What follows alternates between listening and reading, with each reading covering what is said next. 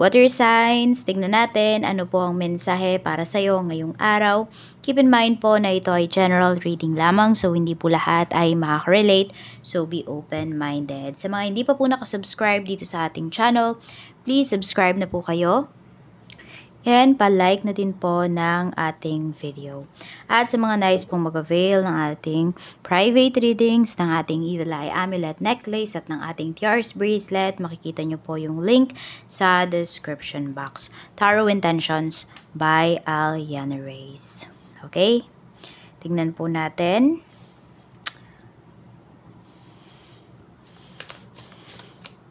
Ano ang mensahe for you?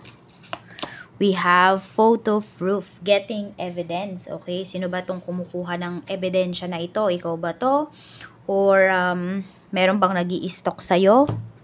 Tignan natin kung ano pa yung energy.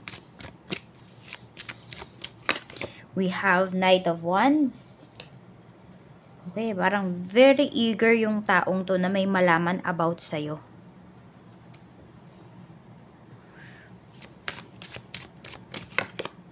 Knight of Swords. Meron dito hindi makatulog. Hinaabangan kaya yata nito. It's either ikaw to, meron kang gustong kumprontahin, tapos inaabangan mo yung tao na yon. Hindi ka makatulog kasi, 'di ba? Gusto mo munang maayos, gusto mo munang malaman kung ano ba yung katotohanan. So tingnan natin ano yung mensahe. Ano yung Knight of Wands na ito, Spirit Guide. We have Two of Cups. Okay. Na-feel mo ba na parang may something na kayo ng taong to? Tapos, bigla mong malaman na meron pala siyang karelasyon.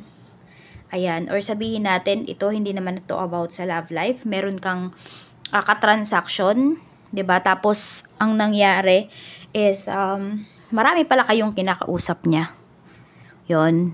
So, parang natatakot ka dito kasi pwedeng nakapaglabas ka na ng pera. So, yun, yung iba sa inyo, baka iniisip ninyo, na-scam na kayo dito, kaya hindi kayo makatulog. Naghahanap kayo ng proof kung ano ba, totoo ba talaga na scammer yung nakausap mo, yung nakadeal mo, yung binigyan mo ng pera mo, or legit ba talaga yun na tao. Seven of Wands. Ayan, so parang alam mo yun, naghahanap ka ng ebidensya, pero nandun yung takot mo na baka totoo, no, na na-scam ka talaga. Yung tipong ganyan. We have the Chariot. We have Nine of Swords. Kaya lang, ayun, pinapakita naman talaga dito, hindi talaga kayo makatulog hanggat hindi nyo na napapag-connect yung mga pangyayari, hanggat di kayo nakakakita ng ebidensya. So, ayun, meron dito nababalisa ngayong araw. Tignan natin. Ano pa yung mensahe? We have Ten of Swords. Ito pa yung mga pwedeng mangyari sa inyo. Tignan nyo, meron talagang pang-i-scam, meron talagang panloloko. May sakit kayo na nararamdaman dito.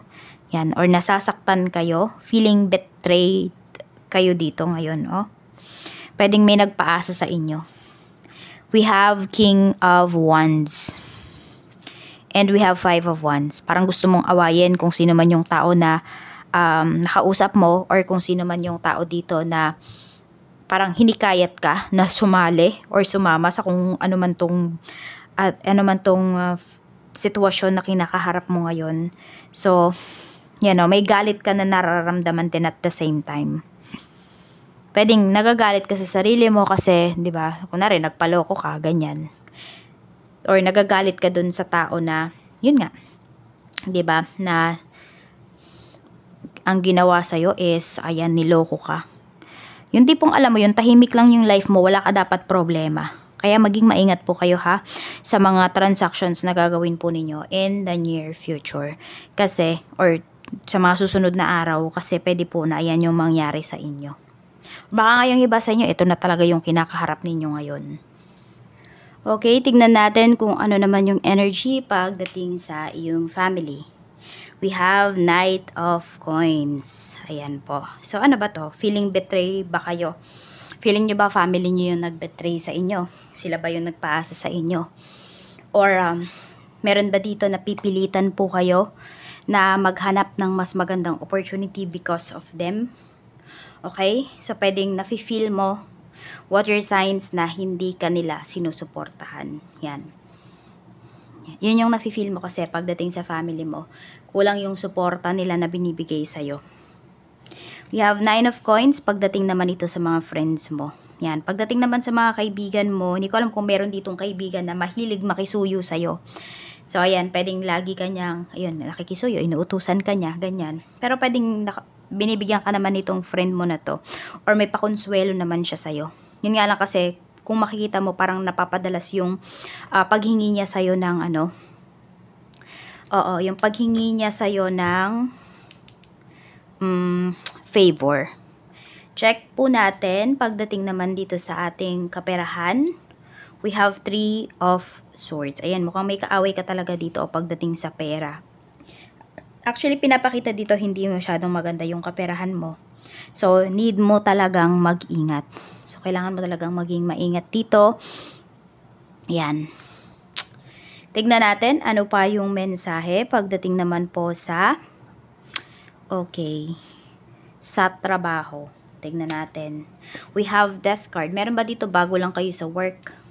Yan.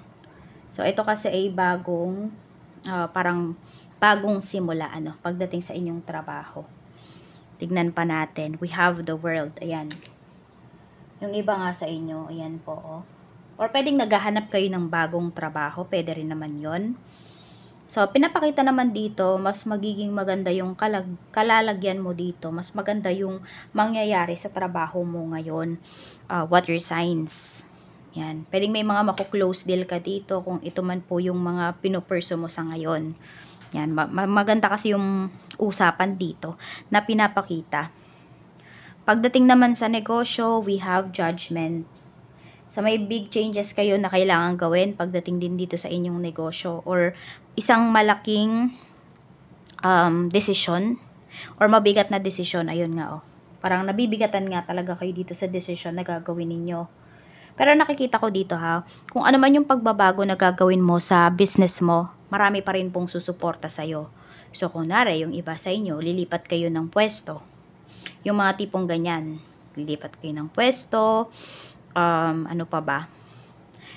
Mag-change kayo ng name, pero yung product nyo, same pa rin, or meron kayong babaguhin sa presyo ng inyong mga produkto. May suporta pa rin po kayo na ma-receive coming po from your clients or coming from your suki. So, pwede nga na mas dumami pa yung kliyente ninyo eh. Yan no?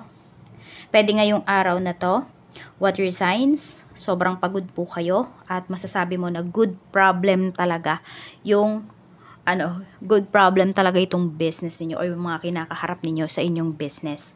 Tignan natin pagdating naman po sa iyong love life. Okay, sa mga single natin, we have justice.